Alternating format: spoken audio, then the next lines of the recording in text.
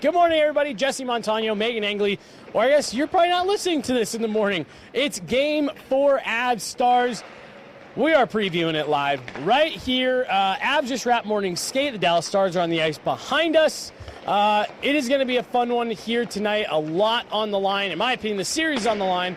Let's get into all that. I'm Jesse Montano. She's Meghan Angley. Meghan, it was an optional morning skate for the Avs. It looks like a full morning skate for the Stars. The Avs did take a full practice yesterday. We saw Gabe Landeskog on the ice. We saw Marty Netchus on the ice. We know what changes are coming to the power play. Let's start by kind of running through these lines. We went through it yesterday. Gabe Landeskog moved up to that second line. Jonathan Drouin drops down to the third. What are your thoughts on just that movement right there, getting Gabe with Brock and Val? Yeah, he's a spark plug for this team, and I talked about it on the show yesterday, but I think that second line has a bit of an identity crisis right now. They're going through the motions of hockey, doing a lot of things well defensively, but they're missing that extra spark, and nobody embodies the identity of the Colorado Avalanche better than Gabriel Landeskog. So I love the switch, and I do think that Jonathan Drouin has not gotten to a level that he'd like to be in this series yet so far, but he has a playmaking skill and ability that can inject a little bit more offense and creativity into that third line in a way that I think helps them too. So I like it both ways. Well, and it's you're putting Jonathan Drouin with Charlie Coyle, who I think has been, not that there have been dark spots or anything like that, but I think he's been a bright spot in this series for the Avs. Despite being down 2-1, I think Charlie Coyle has been really good, and this is where having that luxury of being able to put Jonathan Drouin next to a guy like him on your third line, it's not like you're relegating Jonathan Drouin to, a bump and grind kind of line, But other than that, Sam Malinski drew into his first NHL game. We didn't glean a lot from what that lineup will look like today, but what did you think of him in his debut? I liked a lot of what I saw. I thought it was a little bit of a continuation from the way he came out of Four Nations. What did you think? Yeah, I think he built upon what he was doing really well in the back half of the year, which was tending to the defensive details and being harder to play against. I asked Jared Bednar about it yesterday, and he talked about how Malinski is an undersized defenseman, and he's going up against a physical, heavy Dallas Stars team that might try to exploit that in Malinski, but Malinski absorbed contact, and he was really strong in his skates. I thought he made a lot of smart decisions in his own end, but you saw the offensive side of his game flourish, too. Obviously picks up a point in his first playoff game.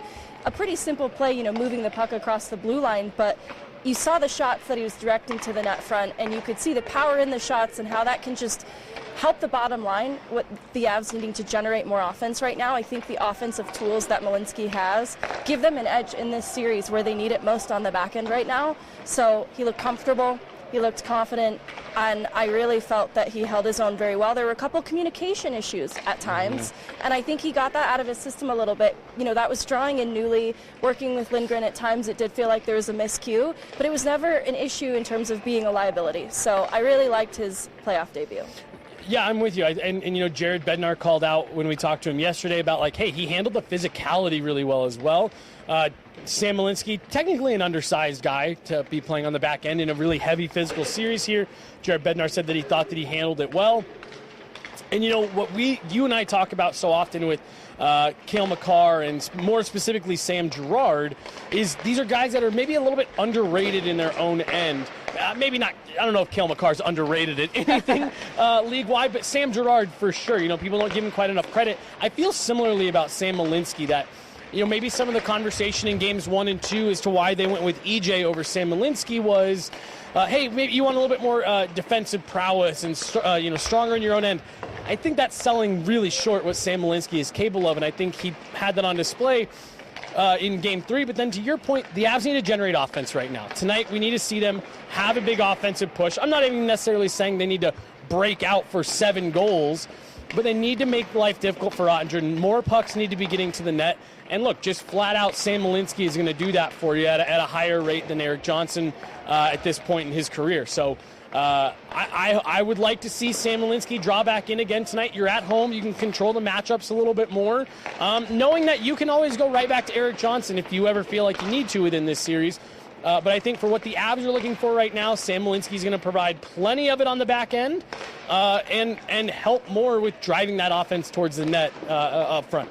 Yeah, one area that the Avs are probably going to bear down on is their discipline. I don't think they've been an undisciplined team. I think the way this series has been officiated has best been described as weird, to be honest with you. Yeah. I think there have been some soft calls on both sides of it, and then things that they've let slide that's like, that actually probably would have been a call. So anyways, I think the officiating's been a little weird, so there's only so much that the Avs can account for that. But they need to play on the line pretty perfectly tonight, because where they've been hurt so far in the series is special teams. And so on the Malinsky conversation, that's where Erik Johnson can help eat up penalty kill minutes and weather the special teams storm a little bit better. And so that's where they want to put their best foot forward and avoid being shorthanded. I know that's easier said than done, but it's a lethal power play on behalf of Dallas. And even though the kill has been good for Colorado and Mackenzie Blackwood has been excellent, if they can be as disciplined as possible and not allow that to be any sort of advantage for Dallas, it's going to be crucial. Yeah, all right. Well, so that actually is going to move us right into our 3 keys. We're each going to give 3 keys to this game tonight. We're going to unpack them a little bit here. For me, and I'm not sure I'm going to be taking one of yours, but it is exactly what you said. You got to win the special teams battle here tonight. That has cost the Avs in such huge ways in the last 2 games. Game 3, I don't love that call, Megan. I do not love the call that ends up putting the Avs back on the PK, where they end up having to make they were trying to make the kill, and Dallas ends up scoring the goal to get it tied. But you're dealt the hand that you're dealt, and the Avs need to get a kill there. They've lost the special teams battle the last 2 games. Yeah, I think that's a great shout out. I think the power play struggled a little bit in Game 3 in key moments where they needed them to score on the man advantage. Even though they have capitalized on the power play through 2 of 3 games so far, you see how thin those margins are and why it's so important for them to get that power play going again. So hopefully Gabriel Landeskog can inject some life and some net front presence and grit into that top unit, and just the new blood gives them the spark that they need to capitalize on any power play opportunities that they get. Yeah, 100%. What's key for you? All right, one of my keys is going to be fearless hockey. I look at the start of Game 1, and there were times I wrote in my notes in period 1, game 1, they're playing kind of a high wire act right now, but that was when they were most dangerous in terms of creating opportunities. And obviously it rewarded them later in that game. It's a game that they should look back on for a lot of reasons. Obviously, winning 5-1, you do a lot of things right in that regard. Now, Dallas has a say in this too, so they've sort of cleaned up their act, tightened things up defensively, making that harder to recreate. But I think the thing that was missing the last couple games that was present in Game 1 was fearless hockey, and that's moving the puck quickly off your stick and not hesitating, not deferring to pass to when the shot is an option, and also getting bodies to the interior of the ice. I know it's a dangerous area to play, making plays below the goal line. You know, it's going to require playing a little bit fearlessly, but I have every faith that the Avs team can do it. Safe is death. Andrew Cogliano told us that. Jared Bednar has told us that. In the playoffs, safe is death. So I like that one a lot. Second key for me, Megan, is going to be goaltending. Mackenzie Blackwood has been a star in this series so far for the Avs. Is that one of yours? No. Okay, all right. I like it. I like it. But as Jared Bednar told us, I believe it was just yesterday, Jake Ottinger has had a big say in these last couple games as well. The Avs have needed to extend that lead by 1 more, and Jake Ottinger has not let it get by. Again, Mackenzie Blackwood, I think, has been outstanding as well. Again, the Avs have only trailed for 62 seconds in this series. Mackenzie Blackwood has done his job to this point, but it's got to keep going, and he has to win the battle tonight against Jake Ottinger. He's one of the best goaltenders so far in the playoffs for goals saved above expected, which also means that there have been some high-danger opportunities coming his way. He's not getting beat clean on grade A's. He's, it's the second and third attempts that challenge him. So I want to see the Avs make that exact same kind of danger and chaos for Jake Ottinger. Make Ottinger make saves. And that's where I've seen the Avs look most dangerous. And so my next key, I'm a little torn between a couple, but there's too many keys to this game. There's too many keys to this game. Like a janitor over here. I just got keys coming off all over the place. I'm going to key in on speed. Going to key in on speed. It's the strength of this Avs team, and it's not that they've abandoned it, but you could see that it wears Dallas down to keep up with the Avs when it becomes a track race up and down the ice. And this sort of lends itself to fearless hockey because when you play that style of hockey, it can burn you the other way really quickly. But I think the Avs need to trust that they have the speed both ways to back check and cover themselves if they need to on a broken play. But more importantly, I don't think they're capitalizing on their speed, not just on entry and in transition, but also their ability to race for pucks below the goal line and establish the zone more quickly. I think moving the puck to utilizing their speed on that high cycle is where they haven't leaned into their speed of thought and their speed of play enough at this point. Yeah. I love that because it leads perfectly into what my third key is, and it's a transition. Love it. I want the Avs to be playing quicker off the transition, more effective through the neutral zone. I felt like that in the first game in particular. Not the Avs haven't been able to do that in games 2 and 3, but it was to a way less degree of efficiency and effectiveness. I thought in game 1 the Avs owned the neutral zone. Whether it be defending, forcing Dallas to turn over pucks. One of my favorite parts. But also turning those pucks back up the ice quickly and taking Dallas out. It forced Dallas. They couldn't play that suffocating style that we've seen them deploy the last 2 games here. It forced Dallas to have to try to defend with speed that, as you were just pointing out, can be a struggle for them when you start rolling all 4 lines. The Avs playing like that. I want to see them get back to that, owning that neutral zone and transitioning from defense to offense quickly. I really like that. Skate, skate, skate. Don't take penalties. Mackenzie Blackwood is good. Am I missing anything? No. Cool. I think that's it. Back-end contributions was like kind of a shout-out. Special teams battle. Win the special teams battle. Yeah. Perfect. Special teams battle. Play with speed. Skate. Mackenzie Black would be better than the guy at the other end. That's pressure diamonds. That's pressure diamonds. That's pressure diamonds. Megan, then we'll wind things down here and we'll see if we have different players. Who is going to be your difference maker for tonight? So when you said Mackenzie Blackwood, that was who I wanted to roll with. Okay, all right. But that's an obvious one. I don't think we've talked enough about how Mackenzie Blackwood is a huge reason why the Avs are in this series with a solid foundation and a confidence behind them, and it's because of what Blackwood's doing in net. So it's important for him to keep doing that, but I'm actually going to go with Val Nichushkin. This is a player that, even rusty after 6 months of not having played hockey or returning from injury throughout points in the season, even Val Nichushkin coming off injury or having missed some time is such a threat on the ice. He's so difficult to play against. There's such a powerful presence in how he plays. It's why he fits that power forward mold, and then he's so long and large that it's just very hard to defend against. I haven't seen that Val Nichushkin show up yet in the series. The 4v4 goal that he gets in Game 3, pretty easy business, to be honest. Dallas disconnected from their controllers on that play. And so I want to see Val Nichushkin get a real Val Nichushkin goal. A greasy one off his body, any body part, as long as it counts as a goal. I want to see greasy, difficult to play against Val Nichushkin. Well, let's dive into this a little bit more, because I think he is such an important player, and I think back to, and I hate always going back to the 2022 run, but it's a blueprint for success. It's a blueprint for success, and we don't really have a ton of playoffs to talk about for Val outside of that, since he's missed some time in the playoffs. Not sure if you guys know. But, in that Stanley Cup final in particular, I think about just what a nightmare Val Nichushkin was for the Tampa Bay Lightning, trying to get out of their own zone. He was an absolute puck hound below the goal line, at the blue lines, just constantly turning pucks over, causing the Lightning to have to turn pucks back. And it made what is still, to this day, even though they're on the verge of going down 3-0 in this series today, what is still a very good, very efficient Tampa Bay Lightning team. You have Victor Hedman, one of the most efficient guys moving the pucks up and out, and Val Nichushkin made their lives hell. And that's the Val that I don't think we have seen show up in this series yet. He scores a nice goal. Like you said, gets a little bit of help from Matt Duchene powering down, kind of able to walk in on a breakaway, but we haven't seen the Val that just makes your life a living nightmare. And that's what I want to see here tonight. No, I love it. Val Nichushkin, in parentheses, threat. Yeah. He just should exist as a threat at all times. And I just, again, he scored a goal. It's not that he has been invisible in this series, but he's just not doing those quintessential things that make him the unicorn that we hear Jared Bednar talk about him as at times. Yeah. My difference maker tonight, and this is, again, maybe another low-hanging fruit moment, it's Cale Makar. It's Cale Makar. It's Cale Makar. Really struggled in Game 3. Analytically, to the eye test, couldn't hit the net, was kind of fighting the puck. As Jared Bednar puts it, he beating it up at times. And I think we've seen historically Cale Makar rebounds from those games really, really well.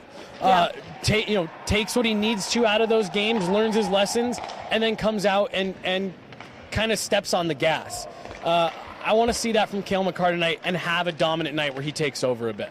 Yeah, I don't think that opening up the offensive side of the game for this team is going to be an easy task. We've identified it as a key thing for them to do. I don't think it's going to be easy, but Makar is such a conduit for offense in this team, and it's by design. A lot of it runs through Makar for a reason, and so they're counting on him. And to your point, he has a track record of doing this, responding well to tough games and being that difference maker. So I'm counting on it. Yeah, they need him, right? You're not going to win. You're going to have a hard time winning this game tonight, and you're not winning the series without Cale Makar going the way that he needs to. Megan, let's wind things down here. We talked a lot about what the Avs need to do. This sounds like a confident group behind us here. The Avs have maybe controlled play, maybe pushed the pace more in this series. They maybe had the better of the overall play through 3 games. They've held the lead for large stretches of this series, yet find themselves down 2-1. This is a group right now on the ice behind us that believes they can win no matter what. How do the Avs... Well, I guess, what are your thoughts on where the Stars team is at right now before I ask you about the Avs dealing with this? Yeah, I have a lot of respect for them as an opponent for a reason. I think game by game, the adjustments they've made have been perfectly tailored to counter a lot of the things that the Avs do well. And this is with a young D-core that has had to pivot with some of these adjustments. Players like Thomas Harley eating up kind of insane minutes in the absence of Heiskanen. And I know within the forward group, too, they've gotten some contributions from around the lineup, but I think there's a feeling around Dallas that even their own stars haven't fully shown up in this series yet to date. I think some of the Avs deserve credit for their defensive details in that conversation, too, and shutting down Dallas in a bit of ways. But there's a lot of resilience in that group that's practicing behind us, and it's not something I would underestimate then. You know, they didn't just get the victory the last 2 games, they got the moral victory too. Yes. And it's huge for the mindset then in that locker room. It's something to operate with a lot of confidence on, and so that's a dangerous springboard. But I also defer to the maturity and the experience of the Avs, who their path to the Cup, I know it seemed like it was an enchanted fairy tale in 2022, but I look at like the St. Louis series, or even not closing things out in Game 5 at home for the Avs with the Tampa series, and how they've been in a place of pressure before where there's disappointment, where they had a stronghold over the series and they kind of let it slip through their grasp. And they responded well, and it was voices in the room like a Cogliano or a Landeskog, and they still have those same voices around this team right now, but they also have the benefit of leaders like Cale Makar and Nathan MacKinnon only improving in their individual games, but growing as leaders as well. And so I won't underestimate the Dallas Stars for a second, but they are still without Heiskanen and Robertson. Jake Ottinger's playing good, but I think Mackenzie Blackwood has had to be just a little bit better, so I want to see the Avs push Ottinger to the level that we've seen Blackwood push in this series, and I think the Avs still have a great chance. This is a team behind us and their core that is extremely comfortable in these types of series. Whether it be them being behind, losing important games and bouncing back, or just winning tight games. And I said it on the pod yesterday, the Avs need to find a way to make these guys uncomfortable. Dallas, they haven't won anything since the 90s, but they've gone deep several times in recent years. Stanley Cup final in 2020, multiple Western Conference finals in since then. This is a team that goes deep. They know how to win these grinded out, slow-moving kind of series. And this is what goes back to what I was talking about transition and what you were talking about playing with speed. The Avs got to force these guys out of their comfort zone. This series for me has played out the exact way that Dallas wants it. I think that's why they're probably feeling pretty good right now. And to your point about getting that moral victory, it's playing the way that they want it to, and now they've gotten the results 2 nights in a row where all they needed was one shot to break through. I think they deserved, Dallas, that is, I think they deserved Game 3, and they got the result that they deserved. But that does not change the fact that in both Games 2 and 3, the Avs have been on the doorstep with opportunities to win in regulation and in overtime, and they haven't been able to break through, and Dallas found a way to come out on top. The Avs need to get back, one, in the win column and even this series. I think this series is over if Dallas wins tonight. the Avs going to get this series evened up, and they need to cast some doubt in the minds of the Dallas Stars, because right now this is a we got them right where we want them kind of moment for the Stars, I think. Yeah, it's kind of a switch in the driver's seat. Like, the Avs are in the driver's seat right now. They've opened the scoring. They've led for the majority of this series. Obviously, Game 1 was a more dominant effort in terms of getting goals past Ottinger. They're in the driver's seat, but that can change tonight, and suddenly there's a new driver of that bus, and it's going full speed in Dallas's direction. Yeah, 100%. I think that's going to do it here, Megan. Avs Stars, it's going to be closer to a 7:50 puck drop here in Denver again, but we'll be here bringing you guys everything post-game. We'll be live after the game again as well. Here we go, Megan. I think this is the series here tonight. The Avs got to find a win, find a way to win. I don't think you're coming back from 3-1 against the Dallas Stars, especially if they eventually do ever get any of those reinforcements. This is the series on the line tonight. Avs got to get it done in front of the home crowd. She's Meghan Angley. I'm Jesse Montano. Mark behind the glass here this morning. Avs Stars, Game 4, tonight here at Ball Arena.